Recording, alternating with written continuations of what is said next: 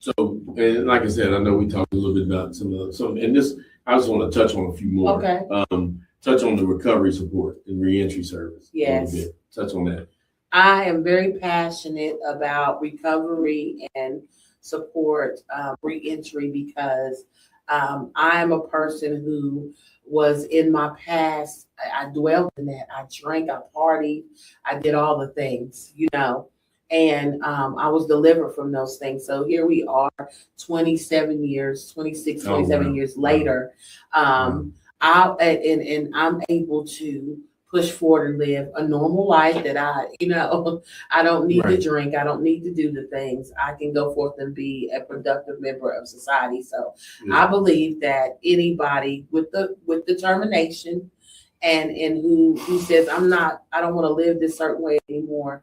I'm very passionate about helping them get on their feet, helping them have the resources and being a support system for those who are trying to be better. See, and I think that's, paramount when you come to it as well. But I know in a minute, like I said, we're talking about your programs now, the recovery, also the recovery and also the support that you will give. Mm-hmm. Tell us a little bit about the community outreach, a little bit about that. Tell us a little bit about that. The community outreach? Yes. The community outreach looks like just pure giving. I believe I want to be able to be out and just talk to everyday regular people. I want to reach those people again who may think that they're too far down, that they're invisible, that there's no hope for them. I want to reach those people. I want to be able to provide services for them and show them that there is hope and they don't have to be stuck. And so that's what outreach looks. It looks like a loving bunch of people coming together to inspire other people with hope and encouragement, and not looking down on them for where they are, but helping give them a hand up. And even if people reject it, we're still there. Sometimes people will see you and say, oh, they out, and we don't need that, or I don't want to be bothered with those people. But I've learned that when somebody really gets down and they know that help's available, they'll reach out. And so I want to be able to be that hub to reach out. Good. I like that. I think, just talking a little bit about, the flower, right? Not so much your initiatives within those flowers, but that the flower itself. Mm-hmm. You're a flower person. I'm really not. So I mean, are you a flower person? Somewhat. I'm really not. So I know you talked about a seed, right? Yeah. You talked a little bit about a seed. Tell us a little bit. We're gonna go over that part right now. We're gonna kind of pick your brains. We're gonna pick your flower expert brain now, and a little bit about that. I'm not a flower expert, but I want to say this. I don't know how this just comes to mind, like off the cuff, like. So I've never been a flower girl. No, I wasn't a flower girl, but something happened a while back. I got a plant, and this plant, I didn't even know I was a plant person. So it happened about 4 years ago. Okay. And I got a plant, and I got this plant, and it was starting to go down. And I thought, oh Lord. You mean the dying? Dying. Oh. And so anyway, I nurtured this plant, and this plant sprung up, and then I bought another one, and that one sprung up. Then I bought another one, that one sprung up. So I thought it showed a testament of how something can look dead, but can be brought back to life. And so, when I think about all of these initiatives, and when I think about Destined to Bloom, is that you can live and not die. That's good. And something you said, just real quick, since we're going back to that flower. So, I mean, not being funny, but what was the reason now that you see that it was falling?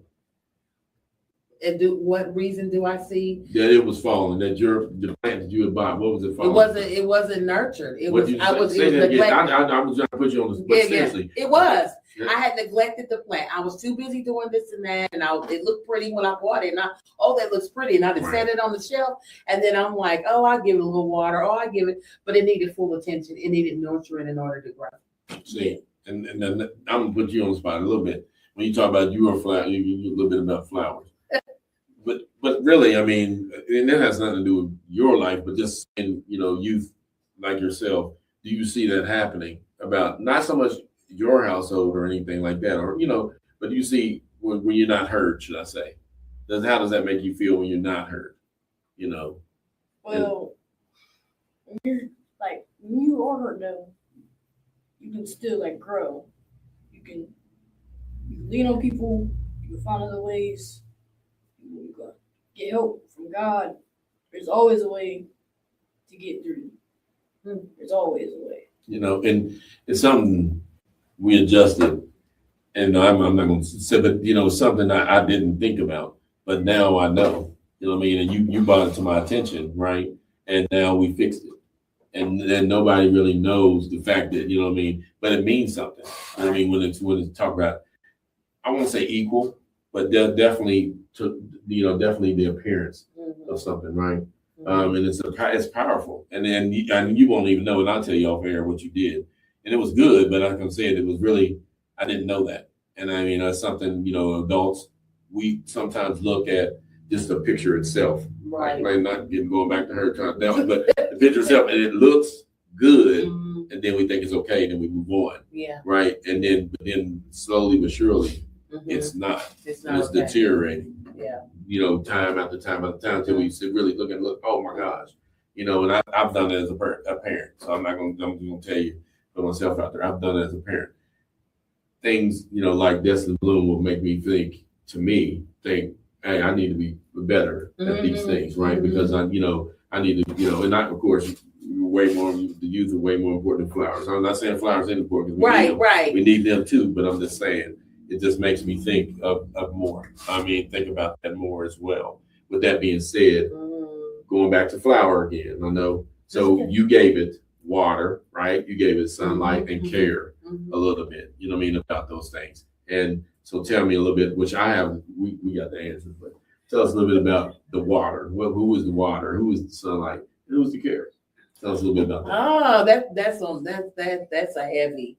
I don't. So, Destined Bloom is the mentors. I mean, it is. Organizations like that. Yes. It's the water. It's the right. water part. It's the seed in the water, and it's the nurturing. But the whole thing is that even in the initiative, when we talk about the flowers that are under Destined to Bloom, the parents are included. The parents are included. We want to help the parents and equip the parents to handle stress, to be able to parent better, to have a voice in how they feel. And sometimes parents have to feel like they have to be so strong for their kids. We have two extremes. Either we have people who just give up and let the kids run wild because they can't deal with it, or we have a parent who is just over and over, just I didn't do this right, or feeling bad about what they can't provide for kids, or how their parenting skills are not up to par. So we want to be able to help all the way around with that parenting, to get the parents involved. Even in the camp that we're doing, we have a parents' night coming. And so the parents can be there and see what we're doing and be involved. That's it.